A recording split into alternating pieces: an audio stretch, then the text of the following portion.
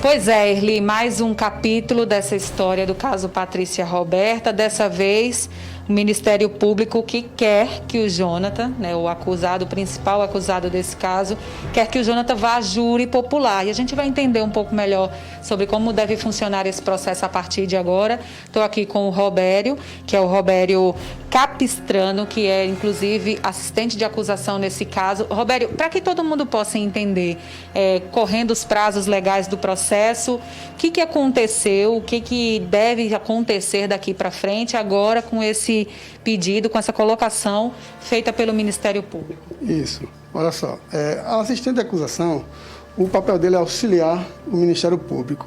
Dia 4/10, às 18 horas e aproximadamente 30 minutos, foi protocolado as alegações do Ministério Público, o qual o ilustre representante do Ministério Público pugnou pela pronúncia do réu Jonathan.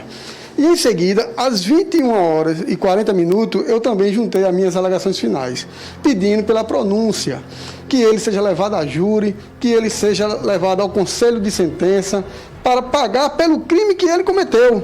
Porque as provas são robustas e fortes. Consta sim, ele ir para júri e a própria sociedade pessoense condene esse rapaz, eu não vou chamar de cidadão, mas esse rapaz que encontra-se preso lá no presídio Roge, para pagar pelo crime que ele cometeu. E que ele fale também, que ele fale a verdade.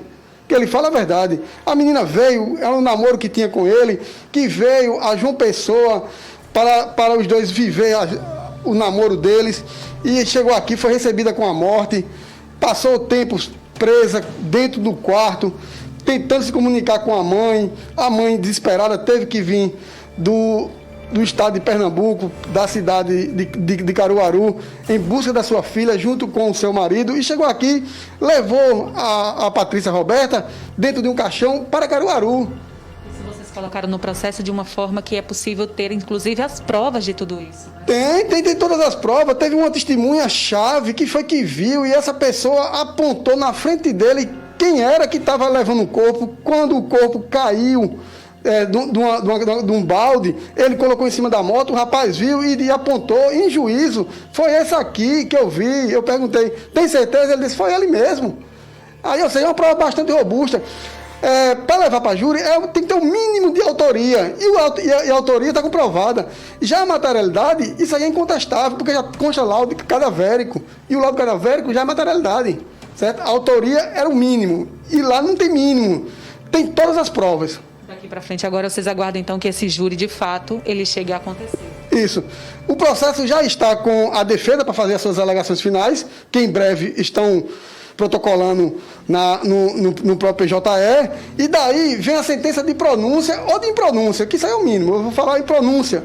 E aí sim, ele será levado a júri popular.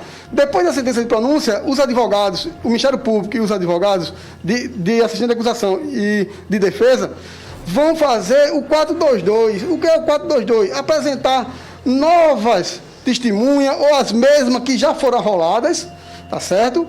Ou as mesmas que foram arroladas, para depois ser marcado o júri, que eu acredito, se Deus quiser, se decorrer tudo normal, sem nenhum tipo de recurso, nada demais, daqui para dezembro, dia 15 de dezembro, haverá esse júri.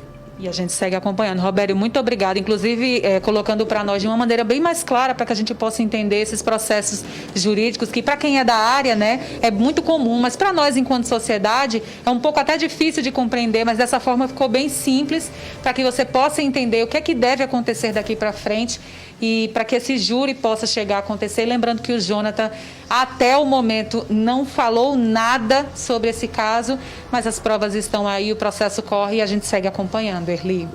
Eita, senhor, são casos que a gente coloca aqui, né, que a gente fica imaginando. A Patrícia Roberta, uma jovem que deveria estar com os pais hoje lá em Caruaru.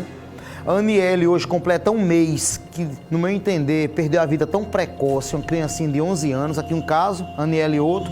Hoje era pra gente ter o Kelton, motoboy, trabalhador, né? Casos que a gente entende que poderia ter sido evitado, né? Se não fosse a violência, se não fosse o trânsito, se não fosse a loucura, em alguns casos mais.